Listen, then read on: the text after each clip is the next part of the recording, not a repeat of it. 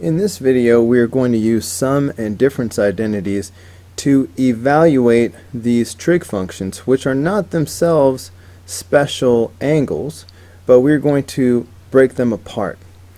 So I'm going to use my subtraction method, which has been working out pretty well so far, to figure out how I can split this up into two special angles. So let's see, if I take this angle and I subtract pi over 4, let's see what happens. We would need like denominators to do this, so I would have to multiply by 3 in the numerator and the denominator.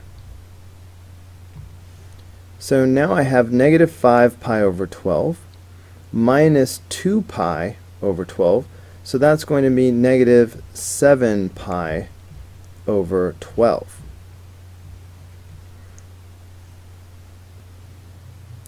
Well, that was not actually very helpful because I really need this to become a special angle with a pi over 6 or a pi over 3, but this does not reduce.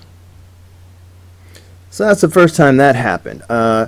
So I'm going to try subtracting a different special angle. So instead of subtracting pi over 4, let's see what happens if I subtract pi over 3 instead. So if I subtract pi over 3, then I would have to multiply by 4 to get the like denominator. Alright, now I have negative 5 pi over 12 minus 4 pi over 12. That's going to make negative 9 pi over 12.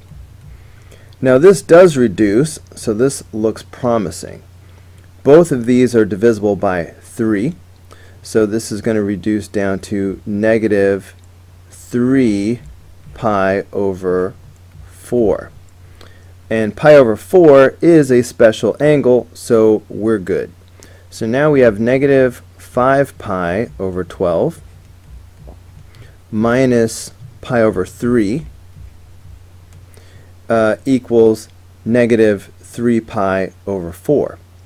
So adding pi over 3 to both sides, in other words moving this to the other side of the equation, gives me negative 5 pi over 12 equals pi over 3 minus 3 pi over 4.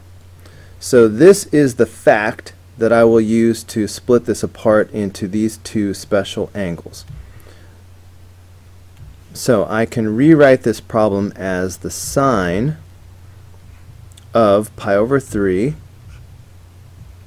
minus 3 pi over 4.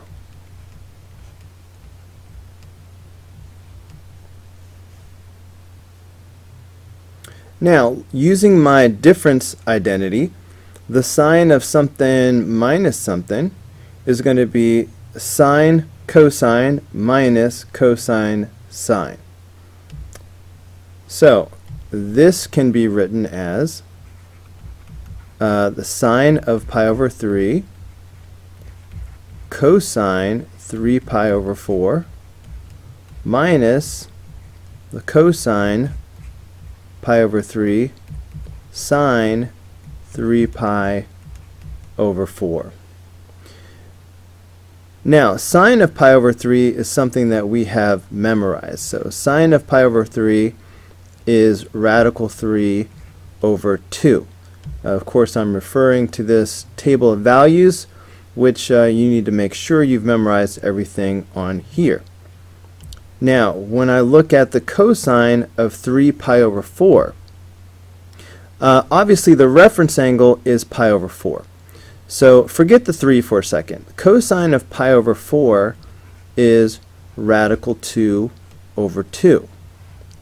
So the cosine of 3 pi over 4 is either going to be positive radical 2 over 2, or it's going to be negative radical 2 over 2. To see which, it's helpful to look at a diagram, and when you get comfortable with it, you can just picture this diagram in your mind. but here's a diagram of pi over 4s. Right, it's all about the quadrant. So 3 pi over 4 is right here in the second quadrant. So is cosine positive or negative here? Well, since cosine is an x value, it's going to be negative in the second quadrant because it's to the left. So that's why I'm going to go with the negative version here, and it will be negative radical 2 over 2. Okay, now cosine pi over 3, we have memorized that. That is simply 1/2. And now sine of 3 pi over 4. Again, ignore the 3 for a second. Sine of pi over 4 is radical 2 over 2.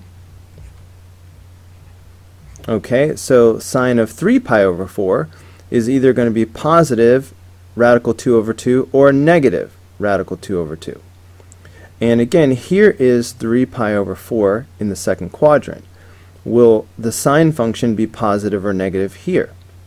It's going to be positive because sine is a y value on the unit circle, and because this is above the x-axis, it will be positive. So I will leave it positive radical 2 over 2.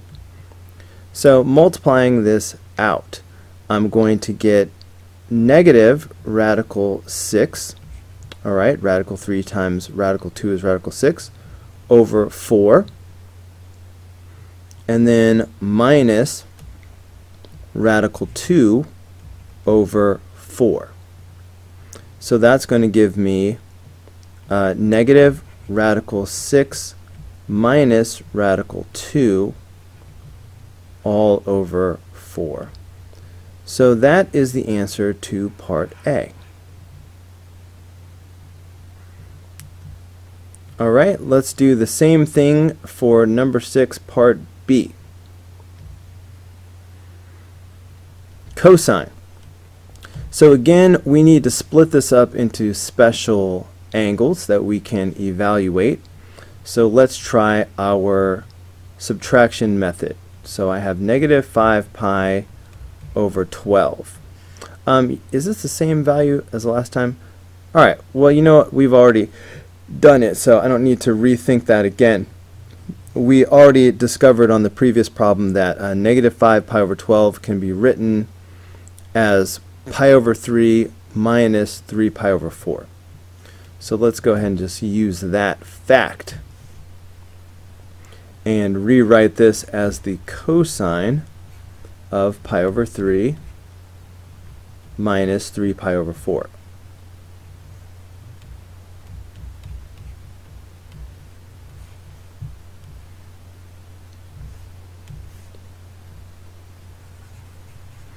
Okay, so according to the formulas, the cosine of something minus something is going to be cosine cosine plus sine sine.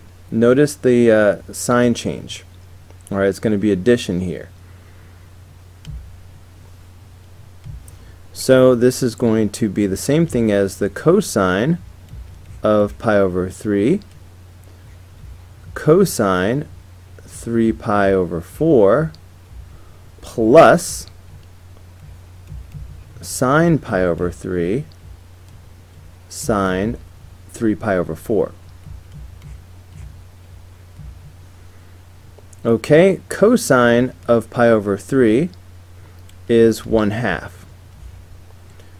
Okay, cosine of 3 pi over 4, alright, we discussed that on the previous problem. So we already found that cosine of 3 pi over 4 is negative radical 2 over 2.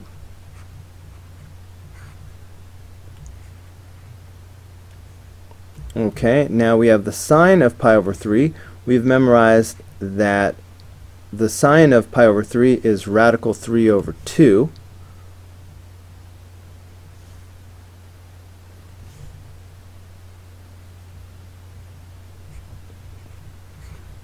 And the sine of 3 pi over 4, we found that on the previous problem to be positive radical 2 over 2.